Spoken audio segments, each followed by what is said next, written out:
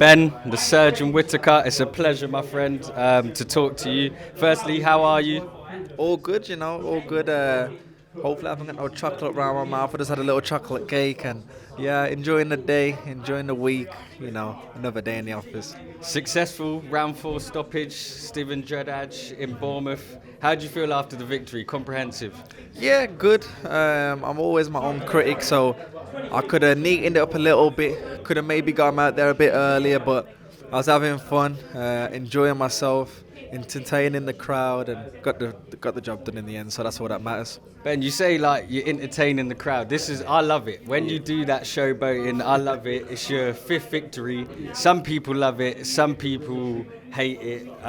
But do you feel it brings the best out of you? I know you spoke about it helped you break down your opponent, distract him, get in his head. How does it benefit you? Yeah, you hit the nail on the head there. A lot of people call it disrespectful, things like that, but I say the people who call these opponents bums and things like that, I think that's very disrespectful because they're working hard, they're trying to change their life, make a living, so to call them bums, to me that is very disrespectful. But boxers know, you get the come forward, tight guard boxer, you get the long rangey boxer. I can do all that, but to break an opponent's rhythm, looking out the ring, they're thinking what's going on, then you jab them.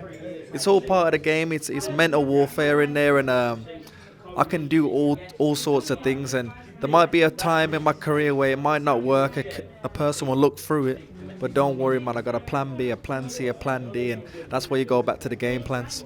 And that's what I mean. You talk about you got a plan A, a plan B. Do you feel like in this early stage of your career, it's an opportunity to show who you are, your personality? You put your personality in your fight. Of course, I think this part of your career is like the Dragon's Den, man. You get to go out there, present yourself, and if people want to buy it up, they do. If they don't, they don't. But as of now, I'm just showing you what I want to show you. In the gym, I'm sparring top level opposition. I'm obviously not showboating there. I'm breaking them down. I'm doing traditional boxing. But as of now, I know I can do it in these fights. I'm showboating, having fun, opening up the opponents, and at the end of the day, I'm getting the job done.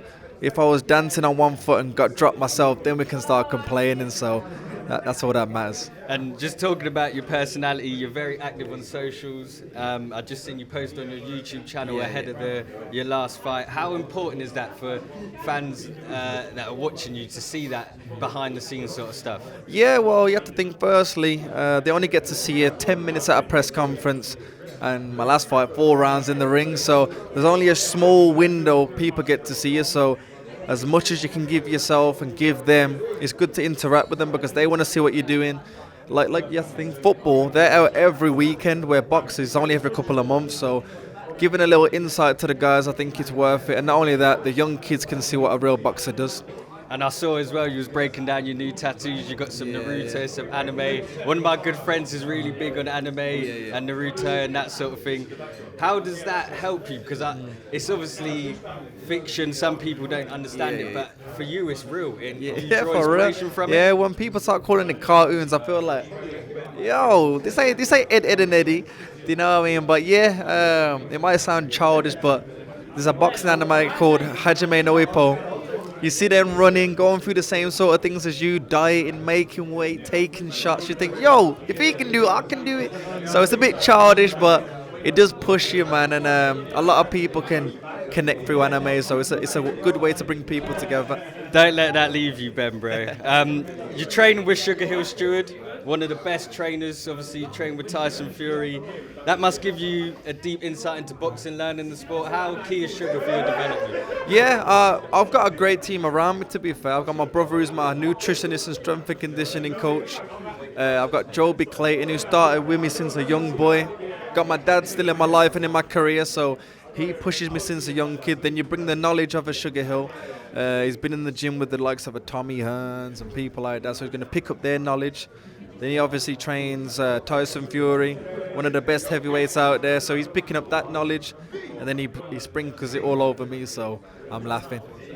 And looking at the light heavyweight division, obviously you're early on in your career, getting there. British fighters, full of them. Anthony Yard, Buatsi, Callum Smith, at the top, Bivol, Better BF. Where do you see yourself in that sort of, obviously you're early on in your career, but do you see yourself fighting them in the future? 100%. I think skill-wise, I'm there already. But you need experience. You need to do the rounds. You need to put yourself in situations in the ring where I've ticked that box, and hopefully on the way I can do that. But age-wise, I'm in a good position as well. I'm 26. Most of them guys are in the early 30s, mid-30s, end of 30s. So I'm in a good position right now. And just one of them, Buatsi, obviously facing Azeez, February. Do you want the winner of that fight? Do you want the winner? Yeah, I keep saying you're looking up, not down. So the winner would be great. But I've got to do my own route. So whatever's in front of me, I just got to knock it down and just grab it with both hands. And in terms of the future, when do you think we'd see Ben Whittaker in a world title fight? I personally think it could come sooner rather than later. Yeah. What 100%. I think sooner rather than later. Like you said, you got Beterbiev, who's like 38, 39, so he won't be around too long. Bivol, he ain't got the longest on the clock either, so I think sooner rather than later. Give me 2 years, 3 years max, and I think I'll have a title. Looking ahead to next weekend, obviously away from the light heavyweights, big card, Saudi Arabia, AJ fighting Wallin, Wilder fighting Parker. What's your thoughts on those two fights? Yeah, two great fights. To be fair, they could be their own mains and different shows, so the Saudis are throwing some crazy money, man. I need to go over there. I was going to say, would you fight in Saudi? 100%, of course. The UK is my home, so you want to build up in your home base. You want to give the UK fans somewhere easy to travel to, but at the end of the day, they're paying some crazy money, and not only that, it's a great experience. It's a different country, so you'd catch me out there soon. But back to the AJ and Wilder and whatnot. Great card. I've got an edge towards AJ, but it's going to be a tricky fight. And then I like Parker. We're good friends, but I just think stylistically Wilder is just going to be critical. And as you say, you think they both come through. Do we get that big fight, that AJ v Wilder? Everyone wants it. Do you think it happens? Yeah, there's at that top level of boxing, even at my level of boxing, it's not as easy as people think. There's contracts. People say they want it, but they don't really want it. There's a lot to it. But I do think that could be the next fight. They're both at a position where they haven't got a belt, so there's going to be massive money on the line, and they're at the part in their careers where they probably haven't got a lot of fights left, so it's probably the time to make it now. And just to finish, anything you want to say to the people? Any messages? Hey, you seen what I did? You seen what I did on the weekend? Hopefully 2024, more of that to come. More performances, more knockouts, more ring walks. You name it, I'll bring it. And we'll see you next year, man. Have a good Christmas.